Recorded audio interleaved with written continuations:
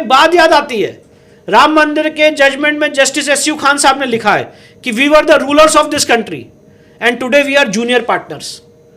मुसलमान इस देश के बादशाह हुआ करते थे और आज जूनियर पार्टनर है। यह जो मानसिकता है, इस मानसिकता से लड़ाई है। आप इस बात को समझिए। आज जब भारत का संविधान बना, आपने आर्टिकल 14 के तहत सबको बराबर मान लिया हाँ। कि सब इक्वल है। अगर सड़क बनेगी तो सबके लिए बनेगी, अगर गवर्नमेंट स्कीम्स आएंगी तो सबके लिए आएंगी। उसमें आपको हिंदू, मुस्लिम, जैन, सिख, बौद्ध कुछ नहीं देखना, क्रिश्चियन नहीं देखना।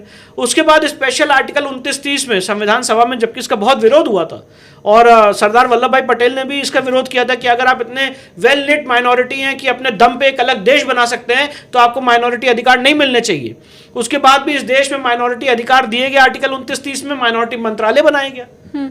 और उसके बाद भी जो पीड़ित हैं, आज 5,000 करोड़ रुपए से ऊपर की सरकार की योजनाएं हैं माइनॉरिटी मिनिस्ट्रीज के लिए कि अगर वो आप IAS UPSC की कोचिंग करना चाहते हैं तो उसमें फ्री कोचिंग दी जाएगी, वक्फ को इंटरेस्ट फ्री लोन दिया जाएगा, अलग अलग योजनाएं हैं।